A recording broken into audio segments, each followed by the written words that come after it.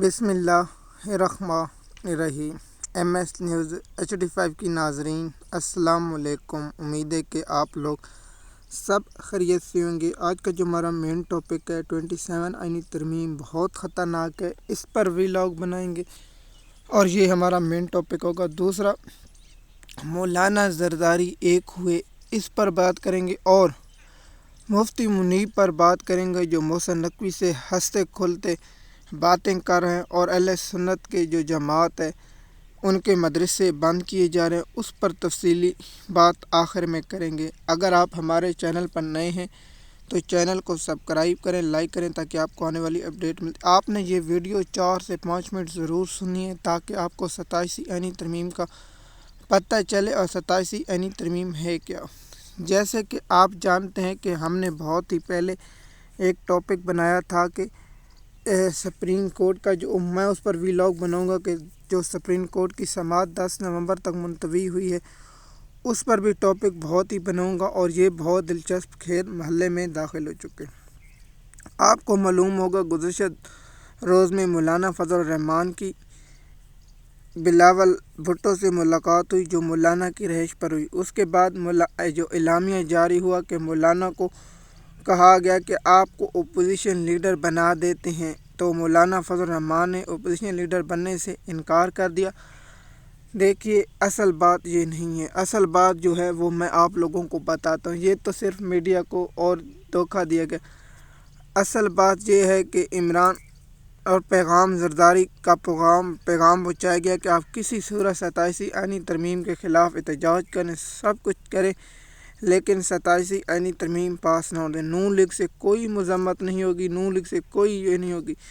جب مولانا فضل الرحمان سے نون لیگ والوں نے کہا تھا، کچھ لوگوں نے مل کر مولانا صاحب آپ نے کسی صورت 26 آئینی ترمیم پاس نہیں ہونے دینی،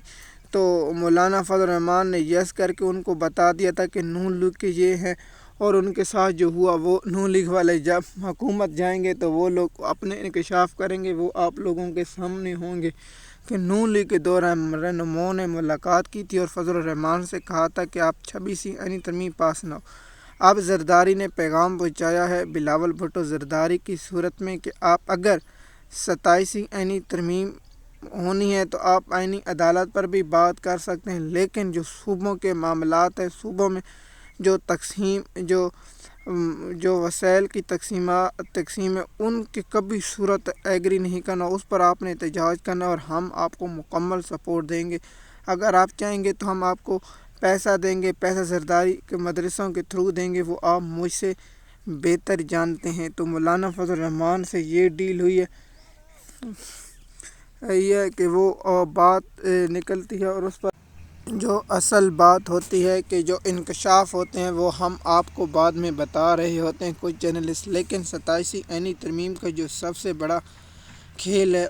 اسٹیبلشمنٹ چاہتی ہے کہ ہم یہ چاہیں، اور زرداری نے اسٹیبلشمنٹ کو چیک کرنے کے لیے ایک کام کیا ہے، وہ بہت عجیب کام ہے اور وہ دلچسپ کام ہے، وہ ہے کشمیر کی حکومت۔ آگے سے وزیر اعظم اسٹیبلشمنٹ کا آزاد کشمیر میں ہے اور زرداری اور نون لیگ نے یہ آنکھ دے گئی۔ اب PTI کے لوگوں کو کیا سمجھ آ گئی ہے کہ اسٹیبلشمنٹ اور نون لیگ میں دراڑیں پڑ چکی ہیں، تو اس پر الگ ٹاپک بنائیں گے، لیکن ہم تھوڑا سا 27 آئینی ترمیم پر بات کریں کہ مولانا فضل الرحمان سے یہ ڈیل ہوئی ہے کہ آپ یہ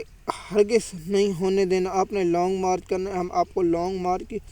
صورت میں دیں گے۔ آپ نے کیا کرنا ہے، آپ PTI کے ساتھ اتحاد کر لیں، آپ PTI کے ساتھ مل کر سندھ میں، پنجاب میں اور اسلام آباد کی طرف لانگ مارچ کریں اور اسٹیبلشمنٹ کو ناکوں چنے چبائیں۔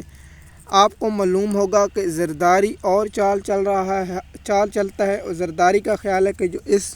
20 دنوں کے اندر بہت کچھ لینا ہے وہ لے سکیں اور سب کچھ لے لیں، تو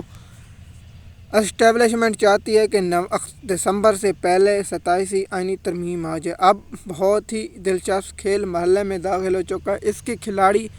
3 ہیں اور تینوں بہت ہی انتہائی اہم ہیں۔ اب پاکستانی قوم یہ دیکھے اور بہت سی انجوائے کرے گی، اور پاکستانی قوم کے پاس بہت سی ایسی خبریں اس ماہ نومبر کے ماہ میں آنے والی ہیں۔ آپ کو میں بتا دوں کہ جنرل عاصم منیر کا 2 سالوں کا نوٹیفیکیشن حکومت راضی ہے اور دوسری جانب 5 سالوں کا نوٹیفیکیشن ہے۔ میری ذاتی خیال ہے کہ